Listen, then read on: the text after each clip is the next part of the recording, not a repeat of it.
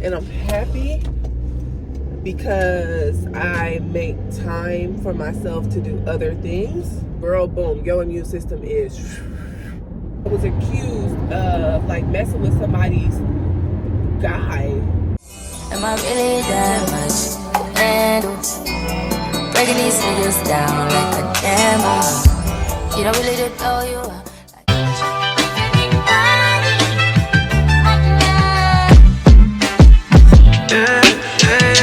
It's the type of shit that you've been waiting on you for. I'm making time for a minute. Got a lot of time, I just need some much spending. Good morning. Good morning. Good morning. Y'all, it is World Doula Week, okay? It is World Doula Week. And, hold on. It's World Doula Week. And it's a full week. I have already been to 2 events, and I think there's like 3 or 4 on my list of to do. So, not today though. Today I have to see 2 clients in person and 2 virtually. So, we got a busy day. I won't be really finished until 8 p.m. Your girl is tired, but at the end of the day, this is the life. This is it. This is, you know, I think there's balance, and I'm happy because I make time for myself to do other things. I don't budge when it comes to my personal time. And I just try to take care of myself. I'm not gonna hold you. Now, when I have back to back births, like 6 in a row, because births are happening like every other day, yeah, my body, no matter what I do, my body is like, girl, boom, your immune system is, you know what I'm saying? But other than that, I really try my hardest to take care of myself.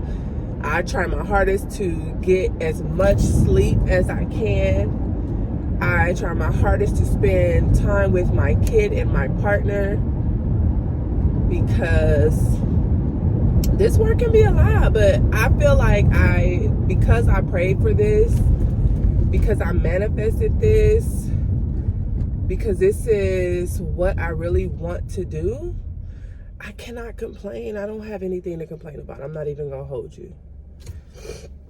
I'm not even gonna hold you. Like, yes, birth work has its ups and downs and stuff, right? It really does. But I was talking to my partner last night about how I hear some doulas just not say pleasant things about it. And I all I can say is that I don't have the same experience. I don't have the same experience. Maybe because I worked a 9 to 5 for 20 years straight. No real break, no real vacation, you know. And the program that I work for, they look out for me. They really look out for me. They take care of me. And I've never been able to say that about a job in my life. So, yeah. You know, and this is the thing, like, we don't know what tomorrow may bring. We don't know. I am at a point in my life where I live in gratitude, if that makes sense, because I know what it feels like to be completely unhappy at work. I know what it feels like I know what it feels like to have full anxiety every day walking into a workplace. So, perfect example, my old job, was a culture shock. Meaning, I had been a nurse assistant for 20 years before I left, but when I went into my last job, it was 2016. I became a nurse assistant in 2005. Okay, literally right after graduation from high school, in the midst of trying to do college all at the same time. Ended up dropping out of college because, like, money needed to come. Like, my mom needed help with bills. I needed to live. Like, it wasn't no option to do nothing else. Like, I was gonna work. So did that for 20 years straight, y'all. But going into my last job, it was a culture shock. Maybe my first 2 weeks there, I was accused of, like, messing with somebody's guy. And I had never, when I tell you, I had never experienced nothing like that in my life. Never. And I didn't know how to defend myself in that moment. Like, because I'm at a new job. It was almost like being at a new school, because this specific hospital is huge, and there are thousands of employees. Okay, thousands, because this hospital is huge. I won't say, if you know, you know. But anyway, I was accused of sleeping with somebody's guy. Rumors was going around the job about me in my second week there. Okay? Second week there. Just such a shock. That was traumatic. Okay? Got into it with the girl.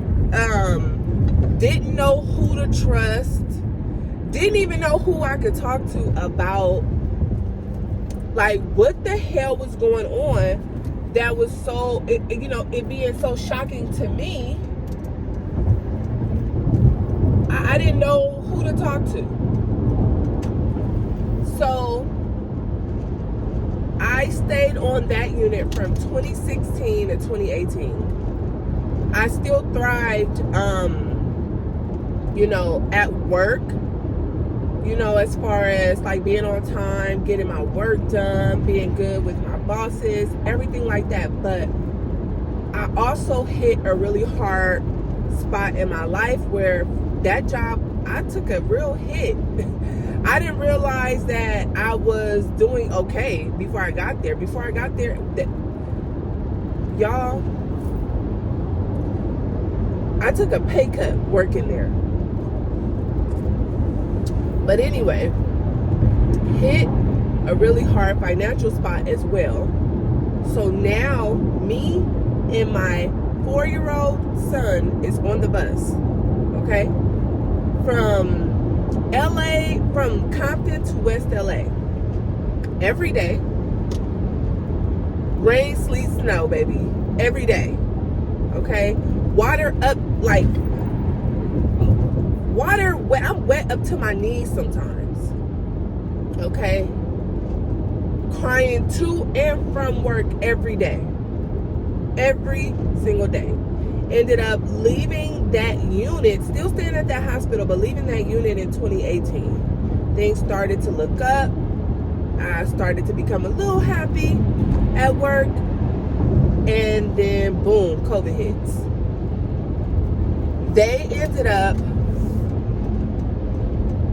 displacing, I won't even call it displacing. They, the powers that be, whomever you want to call administration at that job, but they ended up placing people, only giving the RNs an option of where they wanted to go, and putting the LVNs and the CNAs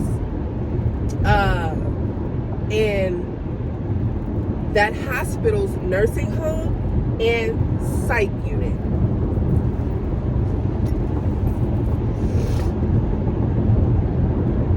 Now, can you imagine? And because I did not want to go back to the nursing home where I had left, I chose psych. Because anything got to be better than a nursing home, right? So now, 2020, I am in psych. Mind you, no experience, no real experience outside of working with demented patients with possible bipolar or schizophrenia, you know, but these are elderly, right? Baby. This psych, different. Because now, not only am I dealing with men, I don't, this is why I don't want to say what hospital I worked at, but not only am I dealing with the abuse from patients, okay, abuse, real abuse, I am also in a new unit with nurses that have been there for years. So the level of this is their unit.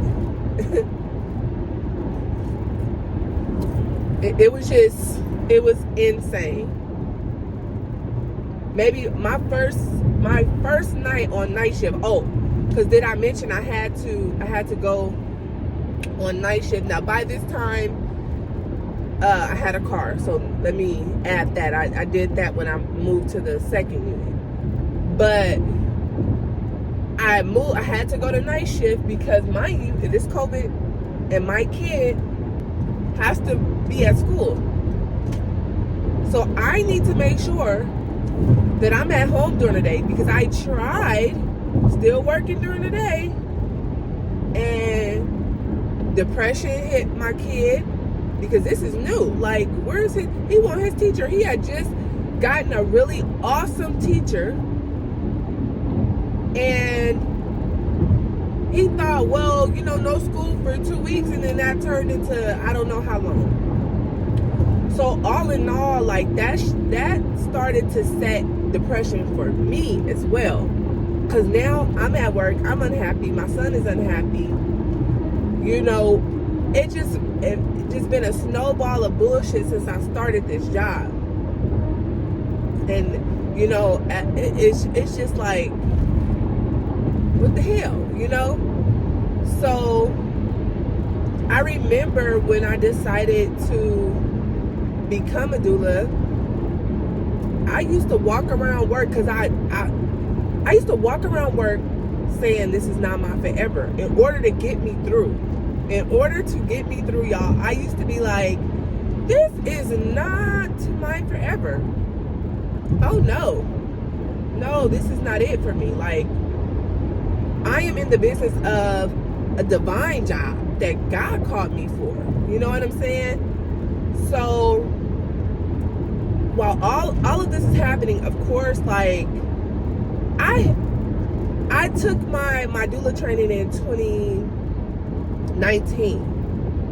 I had decided that I wanted to be a doula in 2017. Okay? So throughout all this time, I'm taking steps in order to make shit happen for myself. Not even knowing, like, you know, it might be hard, it might be this, it might be that, but it just, doula work, birth work, it just felt like this is what Lorna needed, and this is what the people need. Like, Lorna needs, you know, the people needs Lorna, and Lorna needs the people. That's just the only way that I can describe that shit. Like, I was just like, no, this is not my forever at this job. So I put like timestamps on it. Oh, when I make this amount, I'ma leave. Or when I get this type of clientele, I'ma leave. And I just kept pushing past every single thing that I put in front of myself. I kept pushing past it. And nothing was making me happier. Like, I would be happy going to see my clients, going to births, you know, the whole nine. But when it was time to go back to that job, every single time, that anxiety, I can't even describe to you the type of anxiety I would be having before work. And it would almost feel like a lightweight heart attack. Like, and this is something that I've never went through in my life. And I'm like, you know what? My grandma ended up passing. I had to deal with that. And that job didn't take care of me. That job didn't take care of me.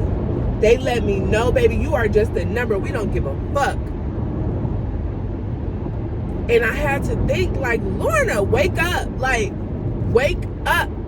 You see, look, I'm getting emotional. You've been seeing people retire and die 2 months later from this place. Get out of here and live your life. Live your life. And y'all, that's what the fuck I did. That's exactly what I did, because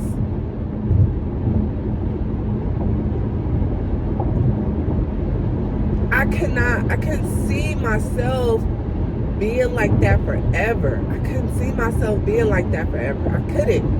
I couldn't. And thinking about it would have me in a frenzy. Like, I couldn't. But birth work, baby, what? And I'm not even gonna sit here and say, oh, I am the perfect doula. I'm not. I learn stuff every single day. And I realize, especially working for a program as well, that I don't fit all clients, and all clients don't fit me. You know what I'm saying? There are some that I vibe with that I will be friends with forever. But at the end of the day, this work is where I'm supposed to be. That shit is undeniable.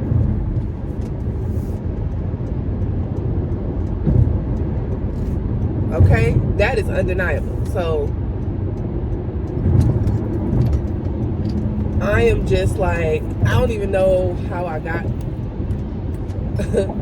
to all of this. Oh, because, you know, some people feel like doula work is extremely hard, and I don't have no complaints. You know, I'm learning every single day that these births are not mine. They're not mine. They are not mine. I am there to hold space, to remind a person that, hey, you are human. You deserve to be heard. You know, you deserve to be treated well and with compassion. And that is from everybody, including family, including friends that walk up in that room. Like, that's why I am there. You know, I am there to make sure that your child is born in an environment that you want your child to be born in.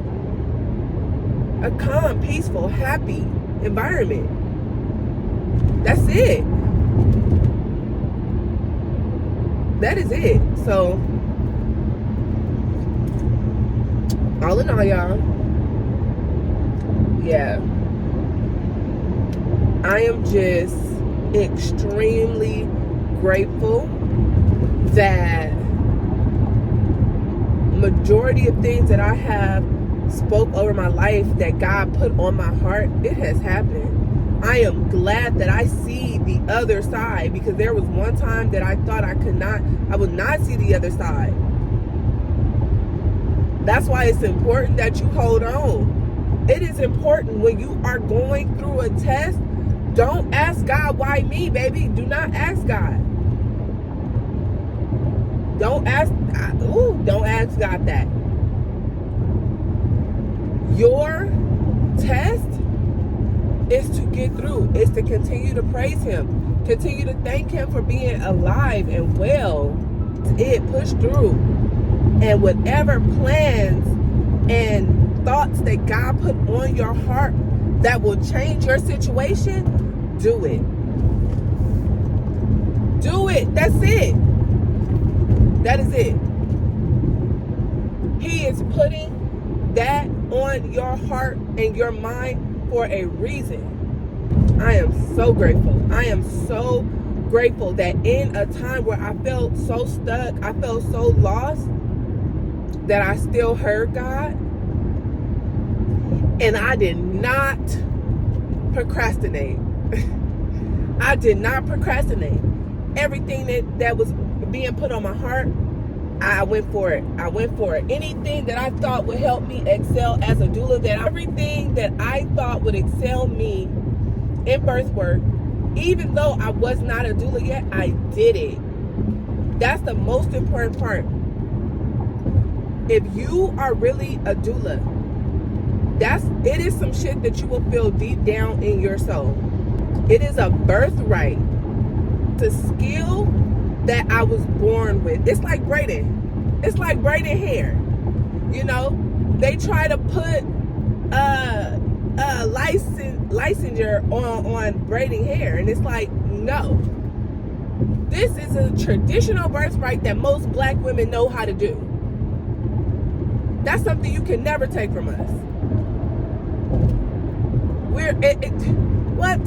That's something that can never be taken from us. With you know, this presidency, there's a lot changing and a lot happening. And yes, we as a people that love, right? We have to learn how to pivot with what's happening so that the things that we work so hard for don't get taken from us. I am passing up my old job right now. Woo! And I get emotional. I get so emotional. Oh my God, because I can't remember a time that I felt that much misery outside of my mom passing. And it's like, ooh, a dark cloud over that place. Like, I remember starting there and I was so happy to be there. And I learned fast in orientation, like, girl, you might have made a mistake. You know, but all in all, it pushed me to where I'm at. I can't say God made a mistake because I had so many experiences, and it just makes me appreciate where I'm at even more. So, I am about to get ready to go support a birth. Baby is 4 weeks early. So, we are going to try to get this show on the road in a good way. Meaning, since her water broke, they'll most likely start with some type of ripening if her cervix isn't ripened already. And we're gonna move. Okay, so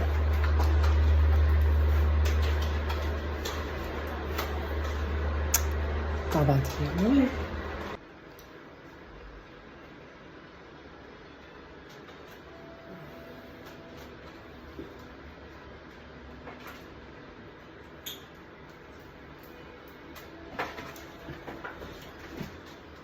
Work bag, purse. Can never forget inhaler and glasses.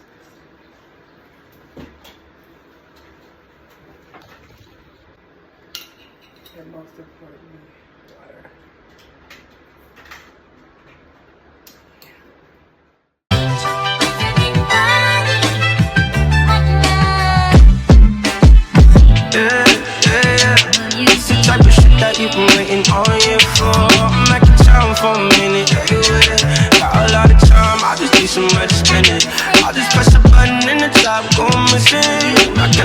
so you know it's not winning now. Ooh, what you wanna do? Worry about your friends, that's all you this afternoon. I've been reading your mind. No fear, but you gotta let me know. I'm all ears and I got a lot of room. My way, if you wanna take it there, I'm on my way. Put it in drive, I'll be outside, I'll be on the way. I'll be on the way, you can meet me in 5. I'll be your time, I'll be all day. I'll be all day. Put it in drive, I'll be outside, I'll be on the way. I'll be on the way, you can meet me in 5. I'll be your time, I'll be all day. I'll be all day. Drop the Porsche, put that bitch in sport out here in the field, yeah. I'm already